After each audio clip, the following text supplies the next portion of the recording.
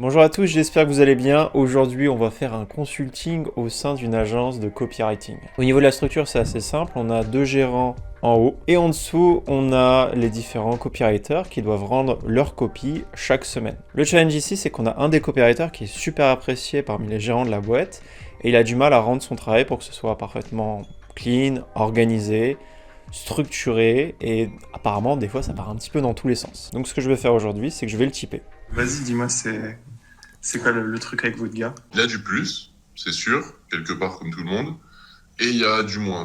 À ce moment, on voit beaucoup le moins, c'est-à-dire quand il s'éparpille, quand il arrive pas à suivre précisément ce qu'on lui donne comme consigne, etc. Et du coup, c'est pour ça justement qu'on vous les colle pour savoir justement quel typage c'était, comment le cerner, comment le comprendre et comment parler avec lui du coup pour faire en sorte qu'il soit plus efficace. Pour te résumer simplement, en gros c'est quelqu'un de très intelligent et très créatif, mais quand on lui donne du coup un plan simple à suivre, il s'éparpille dans un milliard de sens. Du coup ce qui fait que quelque chose qui devrait mettre 2 heures va en mettre 16, et que ça va partir dans tous les sens et que ça va pas être bien appliqué et qu'on va devoir reprendre, repasser du temps. Il met de la bonne volonté, hein. Faut savoir que c'est un mec qui travaille, etc. Il est chaud, mais il a du mal à se conformer à un truc, quoi. Comme tu vas le voir quand tu vas le call, il a une sympathie naturelle, on s'attache facilement au personnage, hein. Ça pourrait être un truc. Donc là, j'ai fini le premier appel avec les dirigeants qui m'ont un petit peu expliqué les enjeux. Ce qui est intéressant, c'est qu'on a plein de possibilités qui s'offrent à nous. Je vais typer Max demain. Et apparemment, on a la possibilité de le placer, que ce soit en tant que gourou, le laisser en tant qu'opérateur ou simplement le mettre dans un poste où il est beaucoup plus utile pour la création. Donc là, j'ai senti à travers cet appel qu'ils étaient vraiment attachés à Max et on va mettre en place différentes choses. Donc premièrement, une fois que j'aurai son archétype de personnalité, je vais rédiger une fiche avec le fonctionnement de Max par rapport à son archétype de personnalité et comment ils peuvent au mieux communiquer avec lui pour notamment qu'il puisse respecter les process. Une fois que j'aurai fini ça, je verrai avec les gérants si c'est mieux qu'on le laisse en copie ou qu'on l'oriente vers quelque chose d'autre. Mais en tout cas, rien que le fait d'avoir une meilleure communication avec lui, ça va beaucoup les aider. Donc là, c'est vraiment en ce qui concerne la communication, mais par rapport à son archétype de personnalité. Une fois que j'aurai sa personnalité, on pourra le placer tout simplement au meilleur endroit possible, un endroit qui le fait kiffer et où il est efficace. Donc simplement, ce que je vais te demander, Max, c'est que tu me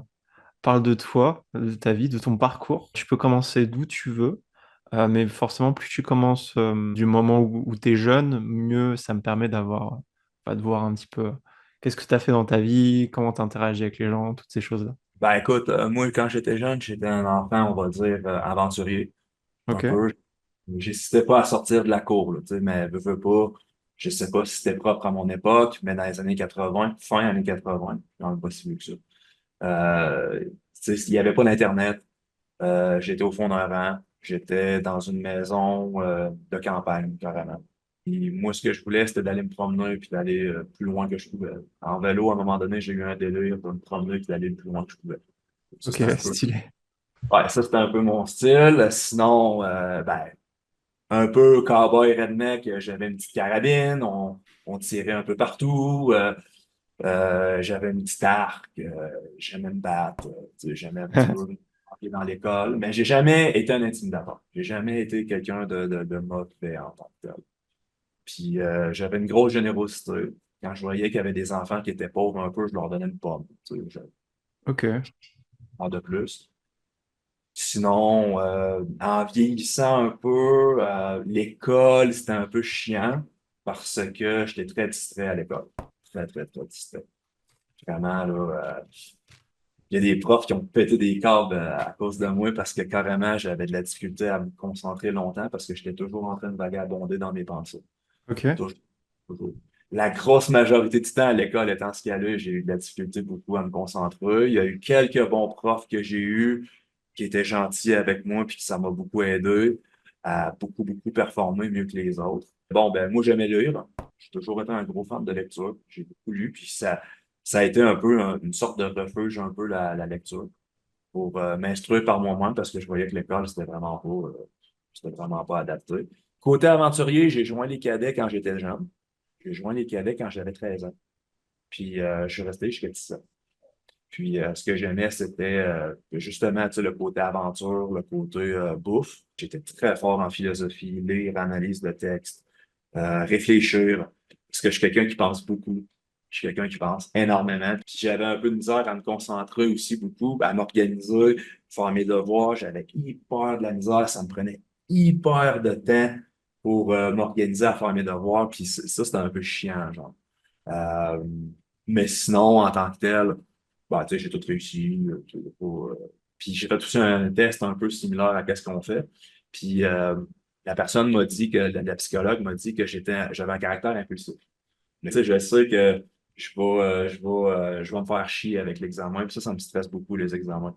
Ça a été le cas dans l'armée, ça a été le cas au primaire. Possiblement parce que quand j'étais petit, j'étais très, très distrait. Les examens depuis le second, depuis le primaire jusqu'à aujourd'hui, j'ai eu beaucoup de misère dans les examens. Paradoxalement, genre, j'étais quand même dans les meilleurs vendeurs de toute mon équipe. Ce qui m'épuisait beaucoup le soir, c'était d'organiser ma baraque pour le lendemain. Plier mes vêtements, faire mon lit, faire mes choses pour le lendemain, m'organiser pour faire ces choses-là, je perdais énormément de temps, genre. Tu m'as dit que tu t'intéressais un peu à la philosophie. Est-ce que c'est un sujet qui t'a toujours intéressé? Est-ce que tu Ouais. fais de l'art? Est-ce que tu as fait de l'art aussi, genre de la musique, des trucs comme ça? Ah, je joue de la guitare. Ok, tu fais de la guitare. Ouais, ben, tu sais, en fait, j'ai un talent un peu avec le violon, la guitare, ça, c'est quelque chose que j'ai Ok. appris. La flûte, j'ai une grosse facilité pour ça. Le son, de toute façon générale. Euh, Ok. ouais, le son, je suis capable tu sais, par exemple, OK, j'ai fait pilotage au Canada. Ça, je t'en ai pas parlé, mais tu sais, pilotage, ça rejoint un peu voyage, aventure, liberté, un peu.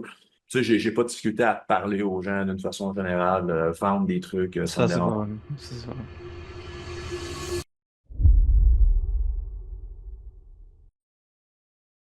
Du coup, tout ce qui est l'art, la musique en général, tu as une espèce de combinaison avec cette adaptation sur le moment présent, à être bon en mécanique, tu vois. Quand je te dis mécanique, c'est pas le cours de mécanique, même si tu peux être bon.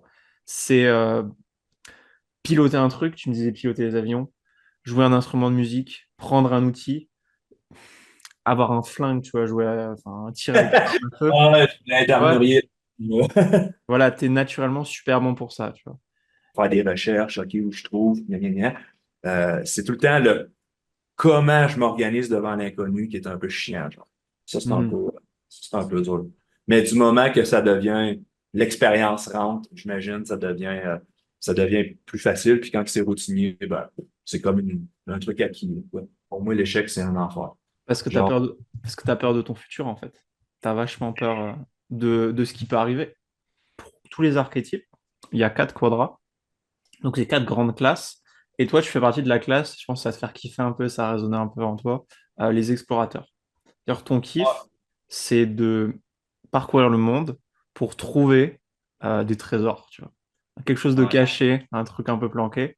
En anglais, en français, c'est les explorateurs, en anglais, on appelle ça les pirates, tu vois, cette classe. Après avoir discuté un petit peu avec Max de sa personnalité, on a un petit peu discuté de techniques, de stratégies pour qu'il puisse performer au mieux au copywriting. Donc on a parlé de ses fonctions cognitives, de son ego de SFP, son inconscient d'INTJ stratège dans lequel il pouvait passer pour performer en copywriting. Donc je lui ai donné plusieurs recommandations de livres, de stratégies, je lui ai expliqué un petit peu comment fonctionnaient ses fonctions cognitives, son ego de SFP et également son subconscient d'INTJ de stratège dans lequel il pouvait passer pour performer au mieux en copywriting. Donc, je vais vous faire dans l'ordre. Alors, premièrement, je vais vous apprendre à connaître un petit peu Max, comment son cerveau fonctionne. Tous les cerveaux des gens, le tien, le mien, celui de Max, est constitué de quatre côtés dans le cerveau. Donc, il y a OK. l'ego, qui est un peu la personnalité qui se voit au quotidien. Donc, l'ego de Max, c'est un amuseur.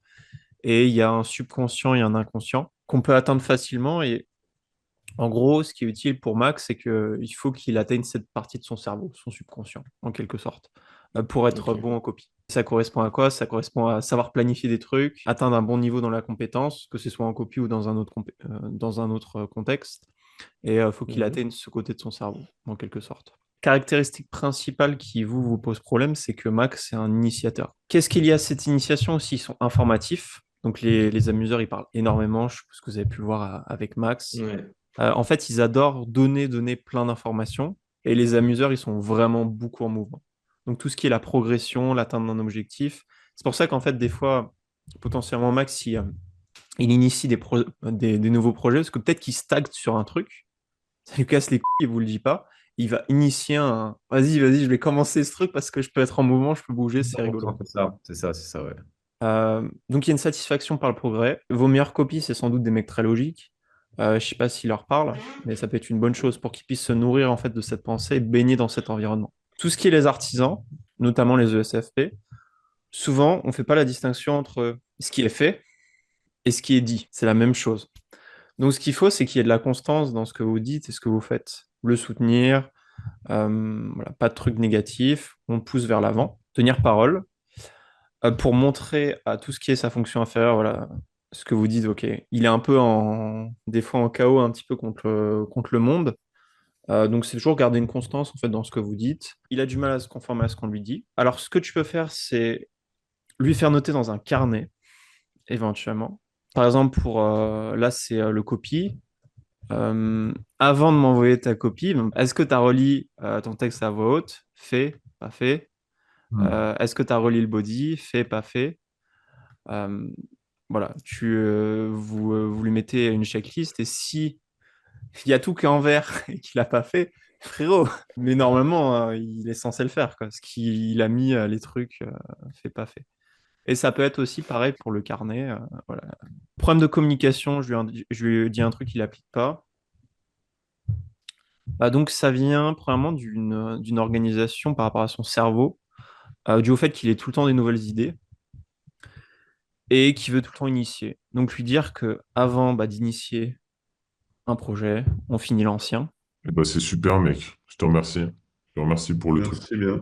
C'est vraiment bien. Le consulting avec les deux, Gérant et Max, est enfin terminé. Qu'est-ce qu'on retient de ce consulting? Encore une fois, que la personnalité joue un rôle crucial dans l'accomplissement d'une tâche. Donc pour rappel, Max, c'est un ESFP, il vit dans l'instant présent, il aime bien donner des sensations aux autres, tout ce qui est l'organisation, c'est un petit peu compliqué pour lui de base, en tout cas pour les ESFP, même s'il a travaillé dessus parce que il a quand même de l'expérience. Et ce qui en était sorti de la première discussion, c'est que c'était un petit peu le chaos. Et comment ça se fait que c'est le chaos? Tout simplement parce que Max, c'est un ESFP. Et les ESFP, qu'est-ce qu'ils font dans la vie? Ils initient tout le temps des nouveaux projets. Et la personne qui me disait ça, le boss de la boîte, c'est un ISTP. Les ISTP, ça se caractérise par quoi? Ils commencent un projet, quand ils le commencent, ils le finissent jusqu'au bout, même si ça prend beaucoup d'énergie. Max, de son côté, en tant qu'initiateur, c'est un petit peu plus challengeant. Donc le but, ici, au niveau de la structure, au niveau des choses qu'on a mis en place, c'est premièrement faire en sorte de découper les tâches pour que Max puisse toujours y trouver du plaisir. On a fait aussi en sorte qu'il puisse se rendre compte au niveau de sa personnalité, que naturellement c'est un initiateur, donc il a envie tout le temps d'initier des nouvelles conversations, des nouveaux projets. Donc là c'est vraiment de le freiner un petit peu sur ça et lui dire ok,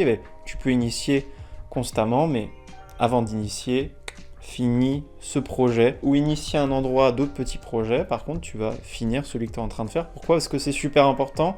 Et c'est ce qui va te mener à quoi? La compétence que Max, en tant que SFP, il peut vraiment performer dans tous les domaines, parce que la fonction SE, qui est le super pouvoir des ESFP, est voilà, le pouvoir ou le super pouvoir en général de tous les artisans, c'est lié à la compétence. SE, c'est lié au fait de donner une bonne expérience et de maîtriser à la perfection une compétence. Max, il a la capacité de maîtriser cette compétence de copywriting. La seule chose qu'il doit faire, c'est gagner en organisation, se rendre compte de ses points faibles, notamment au niveau de la structure logique. Les ESFP, comment ils sont logiques? Tout simplement en se basant sur la pensée des autres. Donc ça va venir par énormément de lecture, énormément d'apprentissage, le fait de parler à des copywriters qui sont déjà expérimentés, notamment des copywriters logiques comme des INTP, des ENTP, voire même aller chercher d'autres copywriters qui sont eux aussi des ESFP. Quand vous voulez maîtriser une compétence, c'est extrêmement important d'aller chercher des personnes qui ont exactement la même personnalité que vous et qui sont meilleurs dans cette compétence. Pourquoi? Parce qu'ils sont passés par les mêmes problèmes, les mêmes challenges, les mêmes galères, et ils ont trouvé des solutions à ces challenges, ce qui peut vous faire gagner des mois, voire même des années. Et également, chose qu'on a fait avec Max, qui est un ESFP. Pour faire ces textes, il y a deux possibilités, soit il part vraiment de zéro avec une page blanche, soit il se base sur du contenu qui est déjà préexistant et il l'améliore.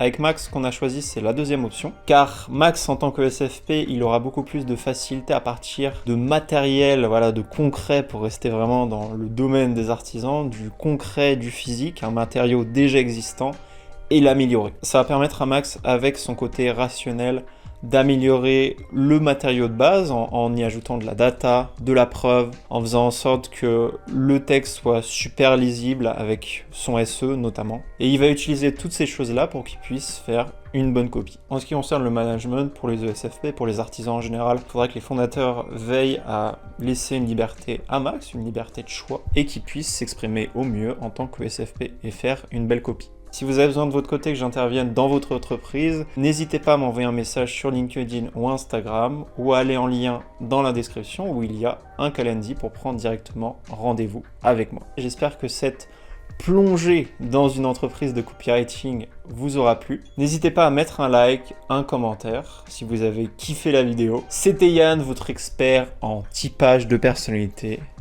Et moi je vous dis à la prochaine.